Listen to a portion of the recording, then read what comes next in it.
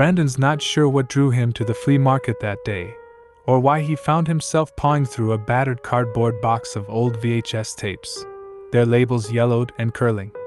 But there it was, a plain tape, the words, "Regular show, the lost episode," scrawled in red marker, the ink smeared like it had been written in a hurry.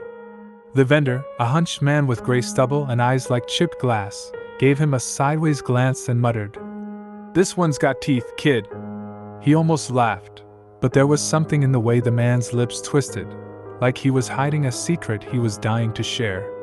Brandon felt a chill but bought the tape anyway, telling himself it was just a joke, some old Halloween special or student film. But then the feeling followed him home, a prickling on the back of his neck, like static gathering before a storm. When he told Rachel about it, his voice was low, serious. "We have to stop SpongeBob, and the only way is to take down his creepy minions," he said, eyes fixed and unblinking. Rachel rolled hers, but there was a nervous energy in her hands as she slid the tape into the VCR. "All right, let's see what this cursed thing has for us." The screen flickered to life, and right away, something was wrong. The opening sequence played, but the colors were off, smeared and oversaturated, as if someone had spilled chemicals over the film. The characters jerked and twitched across the screen, their movements stuttering, the laughter track warbling like it had been slowed and stretched. The voices dragged, each syllable echoing in a way that set Brandon's teeth on edge. Then it happened. Mordecai, his feathers twitching unnaturally, turned to face them. No, not just toward the camera, but at them, the viewers, as if he could see through the screen. In a voice that was both a whisper and a scream, he said, "You shouldn't have pressed play." For a second, the image warped, and then Rigby appeared, his face melting into a swirl of static before the episode cut out entirely. Rachel squinted at the TV, trying to laugh it off, but her voice shook. "Yeah, well, somebody's gotta stop you," she muttered, as if the cartoon could hear her. That night, things got worse. The television flickered on by itself, the tape spinning even though it had been rewound and ejected. The lost episode played on loop, but now it was different. Blood-red static oozed from the speakers, pooling on the carpet in impossible ways. Rachel woke to the sound of Brandon sleepwalking, his mouth twisted, mumbling Rigby's catchphrases in a voice that didn't sound like his own. Desperate for answers, they scoured the internet. What they found made Brandon's skin crawl. The tape was never meant to air.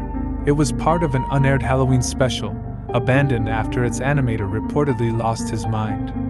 The man had gouged out his own eyes with a palette knife, the police report said, muttering about something inside the cells. Only 3 copies of the episode had ever been made. Of the other 2 owners, one had vanished, the police finding only a pile of folded clothes in front of a shattered TV. The other? Folded inside their own TV.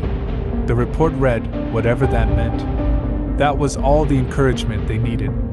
Armed with flashlights and a crowbar, they found the old studio, its sign bleached by time. Inside, the walls pulsed, veins of some dark, oily substance snaking beneath the wallpaper, the air thick with the smell of old film and something rotten. Animatronic mascots, Mordecai and Rigby, stood in the shadows, their fur slick with an ooze that shimmered in the flashlight beam. Their eyes followed the pair, red bulbs flickering behind glassy lenses. Suddenly, the animatronics lunged, gears grinding, jaws snapping open wider than any cartoon should allow. Rachel screamed, dragging Brandon down a corridor lined with warped storyboards, the sketches twisting and moving as they passed. "We need to get out and burn this place down," she shouted, the echo bouncing back in a dozen distorted voices. After that night, reality unraveled. Rachel saw the show's characters everywhere, in the street glass of bathroom mirrors, in the reflection of her phone screen, in the glint of a passing car window. Benson appeared, neck bent at an impossible angle, his face split in a rictus grin. Pops grinned with a mouth bristling with razor-like teeth. Brandon's skin began to glitch, pixelating at the edges, shuddering between flesh and animation. He burst into cartoon sound effects, a boing here, a slide whistle there, without realizing, his laugh echoing with a hollow, warped timbre.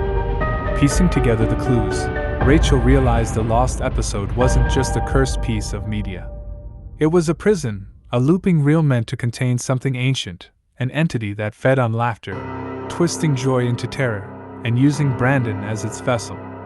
Every time he chuckled, the thing grew stronger, reality bending just a little more.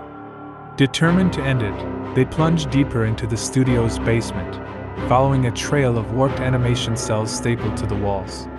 At the very bottom, they found it, the original cell, throbbing with life, veins pulsing beneath the plastic. The animator's corpse was fused into it, a grotesque marionette, his desiccated fingers scratching out new frames in his own congealed blood, the images shifting and writhing as they watched. The studio erupted into chaos. Rachel hurled the tape against the wall, stomping it until the magnetic ribbon spilled out in tangled loops. Brandon fought off the animatronics, their metal jaws snapping, even as Mordecai's head split open and vomited a cascade of squirming, black cassette tapes onto the floor, each one writhing like a nest of snakes. In a last desperate act, Brandon hurled himself into the pulsing cell, his body flickering between flesh and ink. Inside, he tore at the frames, unraveling the prison from within.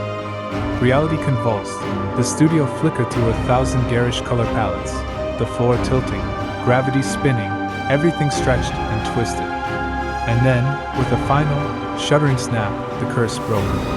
The world righted itself. The studio was silent, the walls still, the animatronics slumped and lifeless. Brandon staggered out, skin mostly normal again, except for a single, cartoon freckle that slid slowly across his cheek whenever no one was looking. Rachel gathered the ruined tape and set it alight in the parking lot, watching the black smoke curl up into the night. As the ashes drifted away, the silence was broken by a sound, a faint cartoon. Oh, h, echoing on the wind, or maybe in their heads. They stood together, unsure if it was really over. But rumors had already started to spread. Somewhere out there, people whispered, was a missing SpongeBob episode, even darker than the last. Rachel and Brandon exchanged a look, the kind you share when you've survived something together, and know it's not truly finished. Because when you open the door to something hungry, it doesn't always close behind you. And the world is full of lost episodes, waiting for someone foolish enough to press play.